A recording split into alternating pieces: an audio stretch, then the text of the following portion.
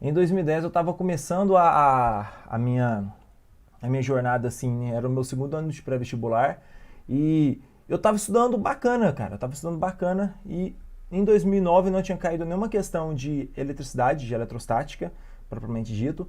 E nos Enems antigos também não tinha caído. E o professor falava, não tem necessidade de cair não, de estudar, não tem necessidade de estudar. Aí eu estudei ali de maneira superficial e teve uma questão de blindagem eletrostática, inclusive, que eu fiz ela rapidinho e, tipo assim, foi tão prazeroso, eu consegui fazer uma questão ali em 30 segundos, sabe? Aí eu falei assim, pô, velho, e o acertar dessa questão foi o quê? Foi baseado em 2 dias estudando, entende? Então, vale a pena estudar alguns conteúdos bem pontuais ali, que o Enem às vezes cobra, e cobra questão fácil, entende? Então, o que eu quero mostrar para você é isso, ó. Blindagem eletrostática, cai muito no Enem? Não. Mas cai? Cai, costuma cair uma questão. E quando cai, como é que é? É muito fácil, é muito fácil. E você pode deixar de acertar questão fácil? Não, de maneira nenhuma, correto? Então, eu queria já começar falando isso para vocês, né? E eu sei que muitas pessoas pensam assim, nossa, professor, mas blindagem eletrostática está dentro de eletricidade, eu nunca consegui aprender, é uma matéria muito difícil. Ou se você pode pensar também assim, mas e se eu estudar, aí dedicar, anotar tudo e não cair no Enem? Né? Vocês aposto que alguns já pensam assim, né? Só que eu já quero te salientar uma coisa, cara. Você tentar entender qualquer matéria na sua vida, velho. Não tô falando da física, não. Pode ser uma matéria ali, fazer uma redação, pode ser um português, qualquer coisa que você for tentar fazer. E se você tiver essa mentalidade de achar que é difícil, você vai estar causando um bloqueio que realmente vai ficar difícil o aprendizado para você, entende? Então, eu acho que não é por aí que as coisas funcionam, não mesmo. Ou senão você também não pode ficar pensando, para que eu vou estudar tal conteúdo se não cai muito no Enem? O não cair muito no Enem é diferente de não cair no Enem. Se não cai no Enem, beleza, você pode simplesmente não trabalhar com isso. Não vou preocupar em estudar essa matéria. Beleza.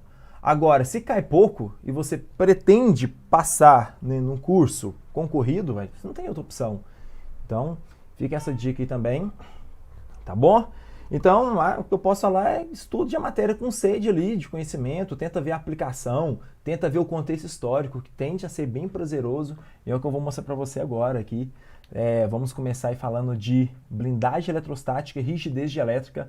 Então, por que blindagem eletrostática pode ajudar na física do Enem? Então, né, o motivo já está aí, né? Que você vai estudar uma matéria relativamente gostosa, cheia de aplicação, e que pode te garantir uma questão fácil. E questão fácil é muito importante para o Enem. Então, diante disso, bora lá. Projetando o PowerPoint neste momento aí para vocês, ó. Blindagem eletrostática e a rigidez dielétrica, né? Primeira coisa, eu quero mostrar um contexto histórico para você ver que é super possível aprender esse conteúdo. Então, eu vou começar falando do experimento de Benjamin Franklin, véio. Isso aqui é muito legal. Benjamin Franklin fez um experimento super, hiper simples e conseguiu, né, provar a blindagem eletrostática. O que ele fez? Ele pegou o material condutor e chegou dentro, tá vendo? Dessa caixa oca aqui, ó. E essa caixa oca ela está eletrizada positivamente. Se ela está eletrizada positivamente é porque ela perdeu elétrons, tá bom? E aí o que vai acontecer? Diante de eu chegar, por exemplo, né, nesse caso aí, ó, cheguei com um objeto metálico. Na parte interna, não teve nenhuma atração, nem repulsão, o objeto não se mexeu. Mas se eu pegar esse mesmo pêndulozinho, vou pegar aqui meu foninho aqui, ó, e cheguei do lado de fora, o que aconteceu do lado da caixa aí, do lado de fora do lado da caixa? Foi atraído. E ao ser atraído aqui, ó, é porque teve uma força elétrica, né? Do lado de fora, tem um campo elétrico. Então, Benjamin Franklin já começou achando isso estranho. E isso 1600 cavaco, velho. Tem tempo pra caramba. Só que olha só que louco, ó. Franklin não soube explicar o fenômeno na época. Franklin só viu, né? Benjamin Franklin só percebeu aí que se ele chega um objeto, um pêndulozinho, pode ser uma bolinha de isopor, pode ser uma bolinha de metal, no interior de um condutor oco eletrizado, não se mexe, mas se chega do lado de fora, se mexeu. Aí ele já ficou questionando, né? Então, ó, mas ele conseguiu mostrar, né, que as cargas elétricas em excesso de um cilindro metálico ia para a superfície externa. Por que ia para a superfície externa? Porque as cargas estando na superfície externa, conseguiu atrair esse objeto. Na superfície interna não teve nenhuma atração, então significa que não tinha nenhuma carga ali, né, em excesso ou em falta. Olha que bacana, né? Olha que simples. Muito bem, né? Então experimento suficiente para demonstrar que o campo elétrico no interior de um condutor é nulo. Tá aí. Olha que simples, velho. Então isso aqui já construiu o alicerce para falar da blindagem eletrostática.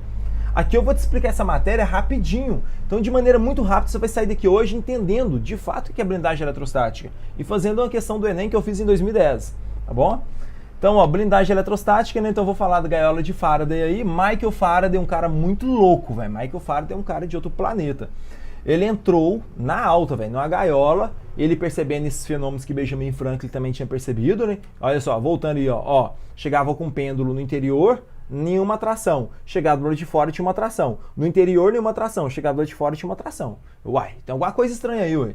Aí foi, o que ele fez? Fez um estudo bem detalhado, né, Michael Faraday, e ele acreditava tanto que em todo o interior de um corpo metálico tinha uma blindagem eletrostática que ele entrou lá dentro e mandou o seu assistente mandar descarregar uma descarga elétrica lá, né, mandar uma descarga elétrica lá cabulosa de muitos 1000 volts. O assistente dele ficou assim meio meio assim receoso, né, de fazer isso, mas acabou fazendo. E ao fazer isso, mandou a descarga elétrica lá e acabou que ele não aconteceu nada com Michael Faraday. Ele ficou protegido. Então Michael Faraday é o cara que provou a blindagem eletrostática, tá lá, ó. Provou experimentalmente, né, a blindagem eletrostática. Porque essa questão de blindagem eletrostática não foi explicada pelo Benjamin Franklin. Benjamin Franklin ele só viu esse fenômeno de um objeto sendo atraído lá de fora e do lado de dentro não sendo atraído. Agora, ele não tirou nenhuma conclusão dali não. Quem tirou mesmo essa conclusão foi Michael Faraday. Então tem essa blindagem eletrostática que, se você estiver, né, no interior de um corpo metálico, você está, né, eletricamente blindado. Isso é muito doido, né? Aí depois veio Gauss, pouco depois de Michael Faraday, alguns anos depois, e provou matematicamente, cara. Isso foi muito doido. Então Gauss demonstrou matematicamente que nos pontos internos de um condutor oco, o campo elétrico é nulo. Então não existe nenhum campo elétrico no interior de um condutor. Então ele é exatamente igual a zero. Tá bom? Então, só de perceber aí, ó, esse contexto histórico, você já começa a ter uma maior, como é que fala? Uma maior facilidade para entender a matéria, entendeu? O que eu quero chegar para vocês? Então eu já mostrei um contexto histórico aí, eu brincando, eu já falei de 3 cientistas que estudaram o mesmo assunto de maneira linear, e aí você já começa a perceber, pô, um experimento mó simples de Benjamin Franklin, aí depois veio Michael Faraday, e aí ele entrou lá dentro, né, fez uma gaiola, entrou lá dentro, mandou uma descarga elétrica, não aconteceu nada com ele, então ele ficou protegido, então ele provou a blindagem eletrostática. Esse experimento é chamado de gaiola de Faraday. Depois veio Gauss, aí chegou Gauss, conseguiu provar matematicamente, né, que o motivo de ele não tomar choque é porque o campo elétrico é nulo. E se não tem campo elétrico, não tem movimento de cargas, então ninguém vai tomar choque. Então, e foi indo, ó. Então Gauss também demonstrou que um corpo não precisa estar eletrizado para que ocorra essa blindagem eletrostática. Então, por exemplo, se ele pega um corpo condutor aqui, ó, um positivo. Positivo é capaz de atrair o negativo, né? Vocês sabem disso. Positivo atrai negativo. Então, se esse positivo atrai o negativo, então vai ficar de um lado aqui, ó, excesso de elétrons e do outro, falta de elétrons, positivo, né? Então, esse corpo está induzido. Mesmo no interior de um campo induzido, o campo elétrico é nulo. Olha que doido. Ah, professor, então eu posso falar que tanto no corpo induzido, tanto no corpo eletrizado, o campo elétrico lá no interior é nulo? Sim, exatamente. Então, ó, o condutor B está eletricamente blindado. Então, a conclusão, um condutor oco possui a capacidade de isolar eletricamente um corpo no seu interior. Estando o condutor eletrizado ou não, né? Ele pode estar cheio de carga, igual estava a gaiola de Michael Faraday, ou pode estar simplesmente induzido com a separação de cargas, negativo de um lado e positivo do outro, que ele continua tendo, né, protegendo o corpo no seu interior. E isso é a blindagem eletrostática. Olha que bacana e simples ao mesmo tempo, né?